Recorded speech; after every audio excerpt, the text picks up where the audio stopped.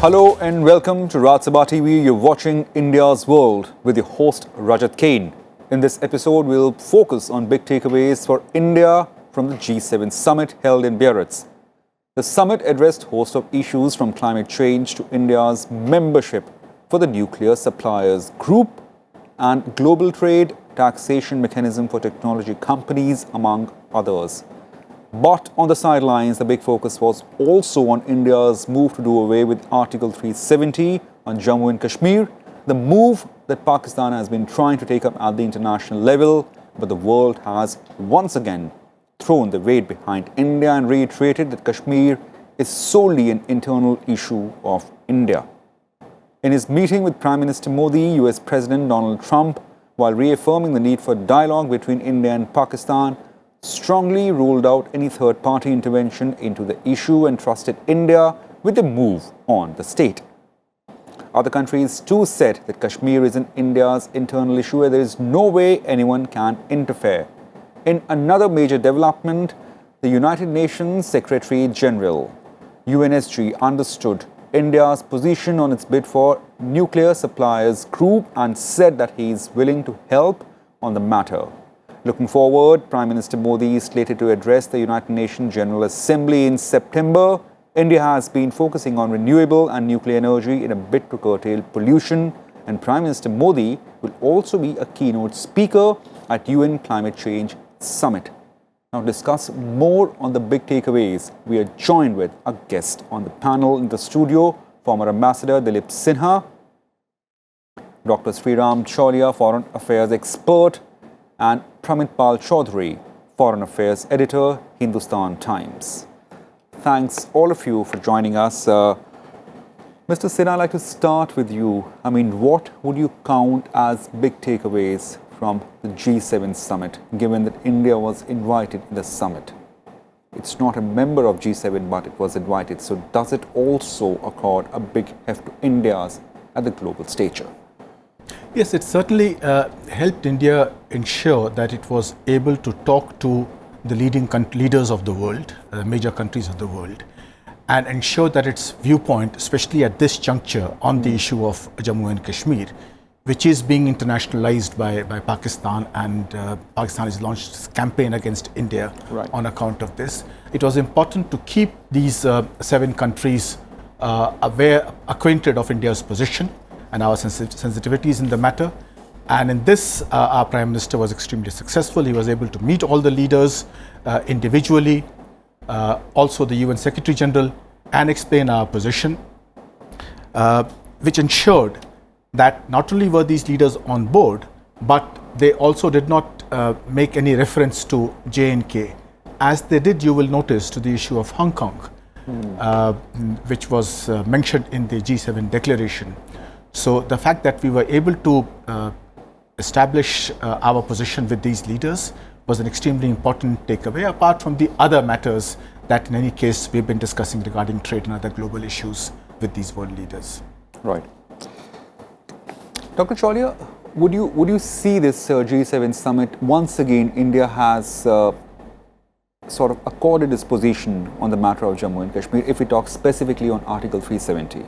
Yeah, I think, Rajat, what happened was that it was an anti-climax for the Pakistanis because they were hoping that it would be raised. But unfortunately for them, China is not a member of G7. Right. So unlike the UN Security Council, where they had used the Chinese to try and bring up some closed-door consultations, they actually failed completely in trying to bring this to the global agenda at G7. And I think Prime Minister in one-on-ones explained the position to not just to Trump, but to most leaders. The host country, France, for example, has taken a very clear, unequivocal position that, it's none of anyone's business to interfere and to incite hatred and terrorism there, which is our position. There was no need for any third-party role there. And likewise, Russia has, although Russia is not part of G7, Trump wants to bring Russia back into the fold and create a G8 again.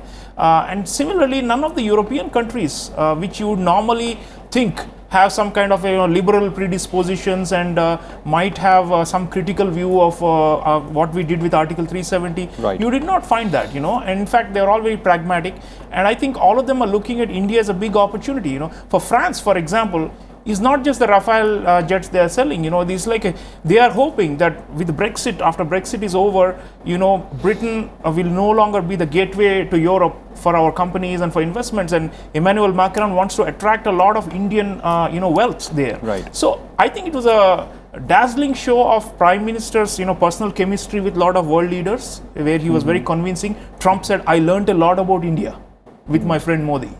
That meant that Prime Minister actually conveyed a lot of substantial points of our interest to convince Trump. Likewise, for many of these countries, having India present there, and Prime Minister was given an opportunity to speak on digitization as well as environmental sustainability and these kind of things. India is being seen as a leader in these fields. We have some credibility because our domestic policies are achieving those goals. Because otherwise, frankly, in the past also some Indian prime ministers have been asked to come as observers to the G7, like Dr. Manmohan Singh was also called. But the difference between then and now is, the G7 members recognize that Prime Minister Modi has been elected with a massive thumping majority, and he has a huge national will behind him. So it's a complete like chalk and cheese. You cannot compare these two. So I would say that this time he not only impressed upon the world, rich countries, but also projected the developing countries' interests very strongly. And I think as a leading democracy, which is a developing country, we are able to make headway. As Dilip ji was saying, the fact that Hong Kong was on the agenda while Kashmir was not, shows that we did our work, background work in preparations, especially with the host country France, because the agenda setting usually is done by the host country. We had such close strategic coordination with France, and that's how we got this outcome. Right. We will definitely focus on the Indo-French ties. That has been a big takeaway the way we see it. Pramit, do you also agree that this time India's homework and also Prime Minister Modi's persona was the talking point at G7, considering that, as Dr. Chaulia mentioned, that, usually we saw a fairly liberal stand from the European countries vis-a-vis Indo-Pak ties, but now what world leaders have once again reaffirmed faith in India, rather backed India on Article 370 it's something, a new sort of a thing. Do you also agree with that? Well, I think, as you said, the host country, France, we are now entering a remarkably new relationship on a whole host of areas. As is mentioned on the defense side, the economics, and I should also add the environmental side, because Macron is positioning himself as a new leader in the climate and space, and he sees India actually as his best partner in that field, especially among the emerging economies. So you can see he went after Brazil on the Amazon. He had an ocean, he had a biodiversity event, and Modi was one of the guests in every single one of these events. We've already, if you look at what Indian diplomacy has already laid out to the West, and it's in the Prime Minister's public statements, is that, look, this is what we have done in terms of the arrest of the Kashmiri political leadership is a temporary phase. And you saw the governor already announce that in 2 weeks we will release them. And the game will be to release all of these before the Prime Minister goes to the UNGA in mid-September. Second, that we will reintroduce elections as soon as the delimitation of the constituencies is done. Therefore, you will have an elected J&K government. And then finally, you will see the judiciary at some point make a statement or come to a decision about the legality of what we have done. So we have therefore fulfilled all the requirements that a liberal constitutional democracy would be expected. And then the flip side of this, of course, is that Pakistan's clout and the sense of Pakistan being essentially a problem nation has increased dramatically over the past decade. It's an economic basket case. It goes around asking for help from everybody. Even the Chinese, while they have given rhetorical support to Pakistan, and they did try to do a little bit at the United Nations, China has not indicated, for example, any desire to cancel Xi Jinping's coming summit in October in India. They have done absolutely nothing on the border with us to increase pressure. And curiously, their own statements have been focused less on the valley and Jammu. They have focused largely on Ladakh, which is a matter of irrelevance to Pakistan. Pakistan doesn't care about Ladakh. But China has made a little stink about Ladakh, but again has made it clear that this is not designed to undermine the overall relationship. So across the board, we have, partly because, as you've mentioned, Modi's own success, and Sreeram mentioned the legitimacy of his election, plus the better Indian story overall than the Pakistani story, indicates that there's no real, as long as India fulfills what it has said it will do publicly, the rest of the world is prepared, even the Europeans are prepared to give us a time to see how far we'll go on that front. Ambassador Sinha, amid all this development, we saw desperate measures from Pakistan, be it internationalizing the issue, which is solely internal concern for India, and also we saw a sort of a protest in UK and some other embassies. So where does the G7 summit backing India leaves Pakistan now? Well, in the case of, as far as the efforts of Pakistan to internationalize the issue and get other countries to support it, that has been an utter failure. Because apart from China, which has made some kind of limited noises on this issue, no other country has spoken up. We have seen what happened at the UN Security Council meeting, which was a non-meeting, shall we say. And no other country supported Pakistan. Even the UK, there were some reports, and then the UK denied that. Certainly the UK diplomats here denied it. What you saw, the demonstrations that you saw in UK were demonstrations by people of Pakistani origin. Yes, that's what I meant. So it was not as if the British citizens, of course. I mean, Pakistani origin diaspora. There are people of Pakistani origin who were demonstrating, and they were demonstrating in the most un-British manner, because that's not the way civilized people demonstrate in countries. So in that respect, Pakistan's effort has not been successful. But we have to be careful. There is a campaign that's been launched by Pakistan, and that will continue. It could not do much in the G7 summit because China is not a member of that. But once UNGA comes, we can expect Imran Khan to deliver a talk only on J&K. He won't talk about anything else. So Pakistan's efforts will continue, and we must remember that while major countries recognize that what is happening in J&K is an internal matter for India, it does not prevent countries from making comments on the human rights situation there. So we have had one statement from the State Department today about expressing concern over the arrests. So if now, until this situation normalizes, we will have to be on the alert all the time. Our diplomats will have to be burning the midnight oil to ensure that they keep up their effort to ensure that our story is given across to these people, and they are told what our roadmap is for restoring normalcy and restoring all freedoms in J&K. Right.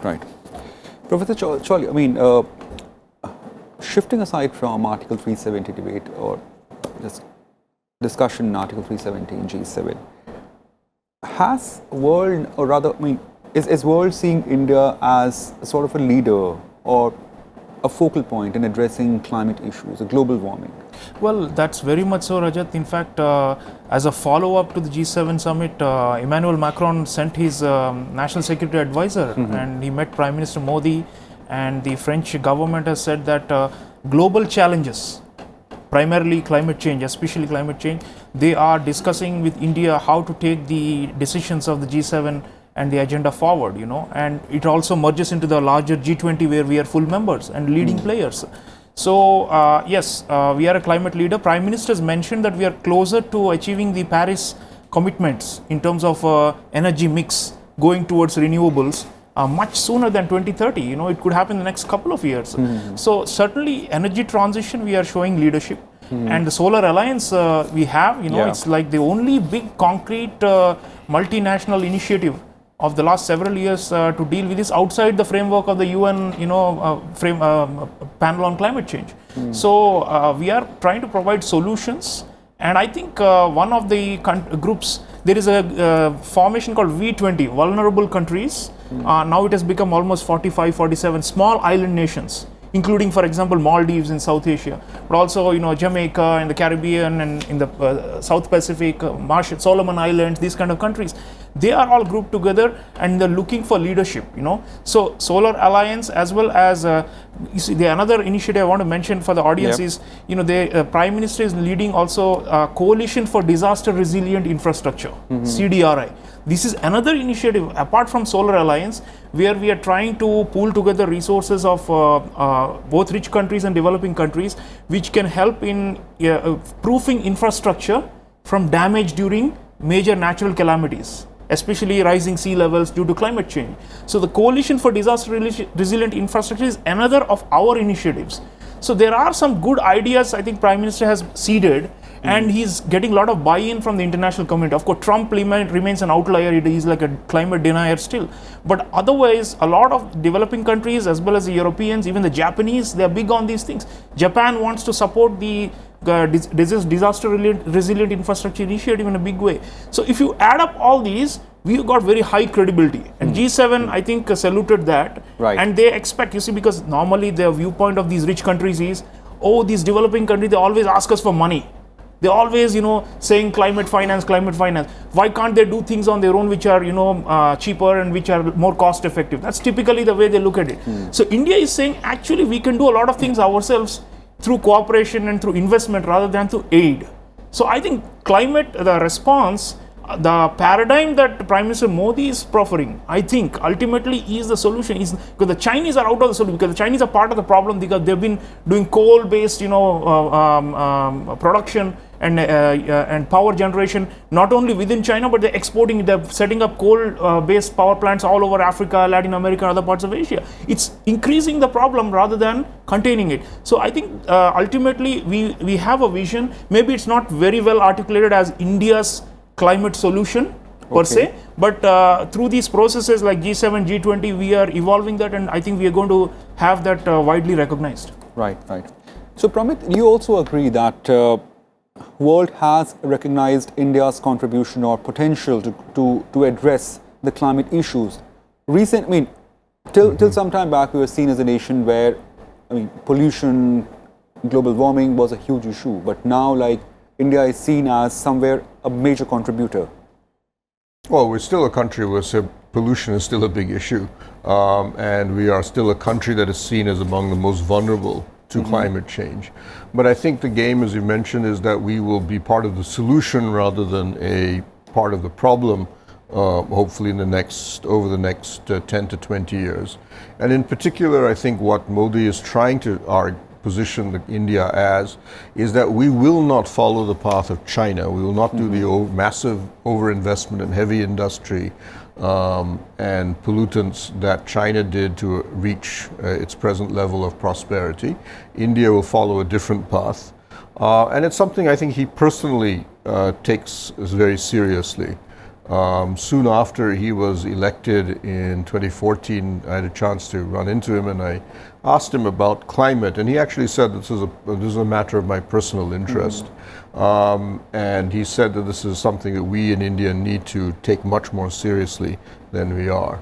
So that, as Sreeram has mentioned, not only just on the international side, but the present movement, for example, against plastic, single-use plastic inside India.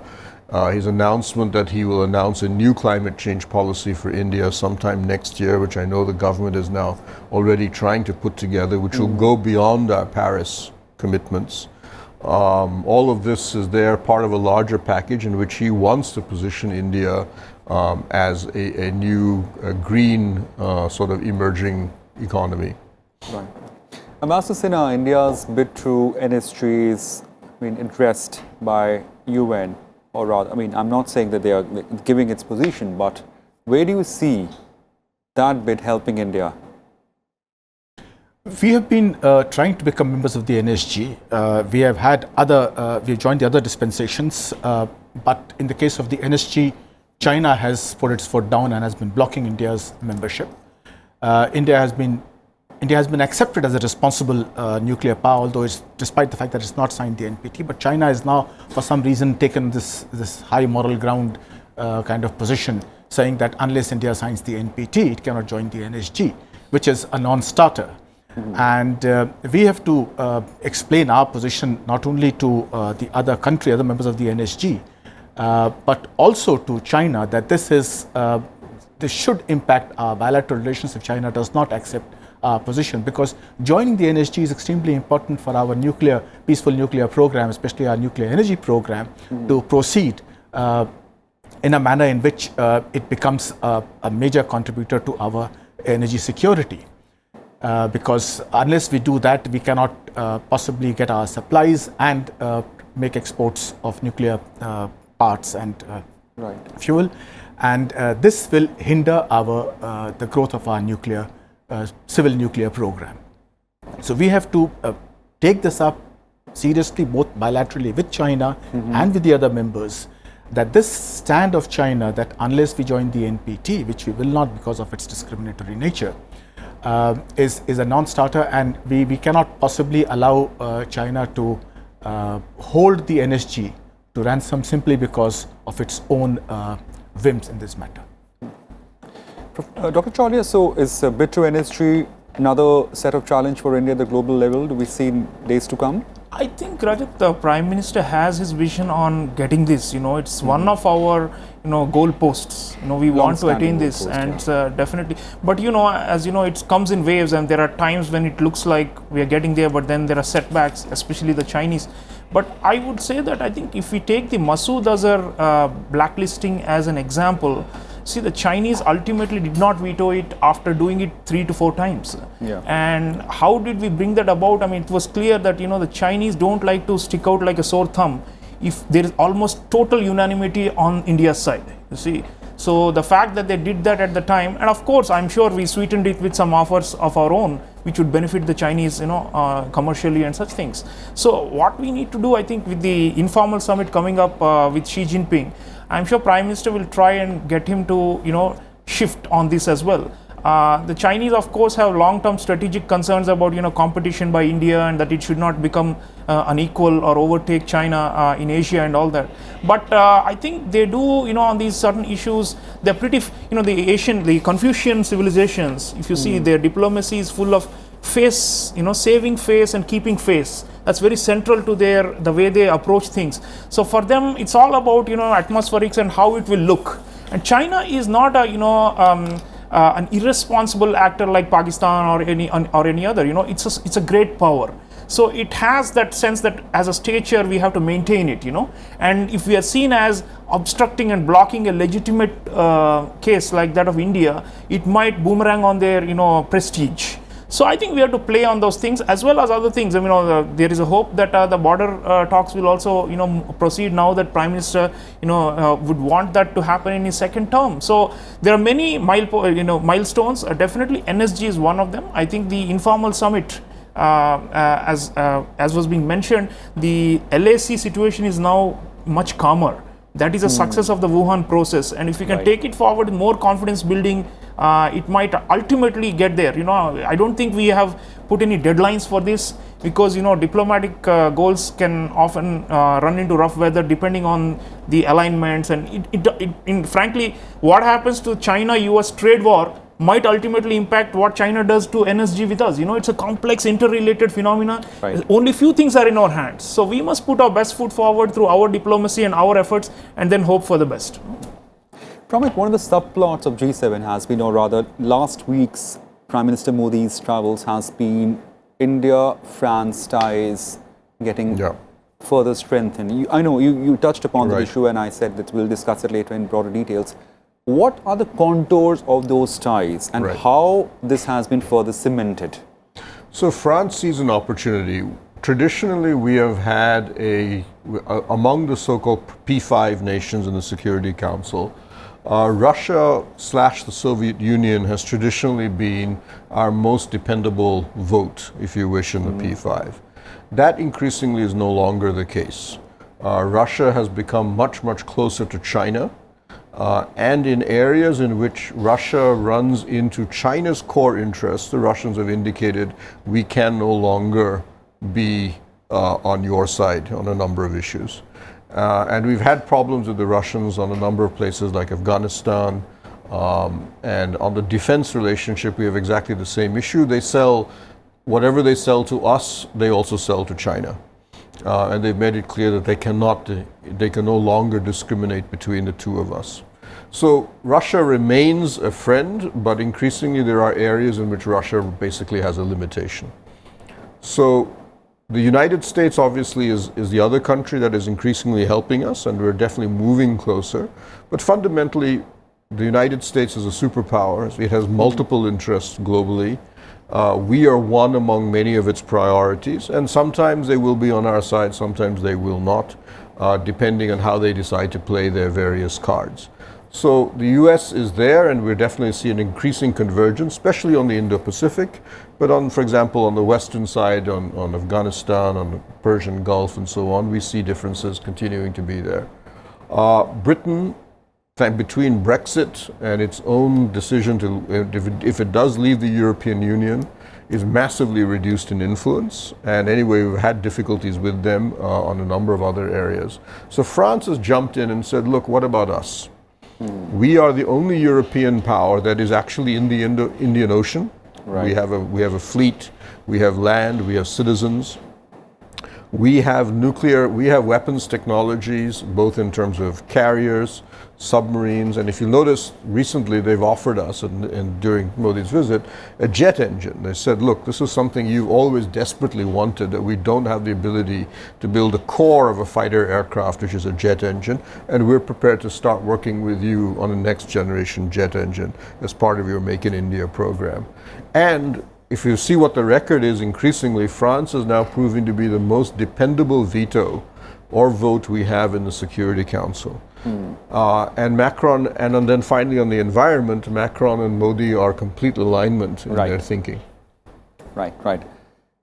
Thanks, gentlemen. We have to wrap it up here. So clearly, this G7 summit came up with a lot of takeaways for India, starting with the issue of Kashmir, where world has once again thrown the thrust behind India, and cementing of Indo-French ties, as well as world seeing India as a major participant in addressing the issues concerning global warming.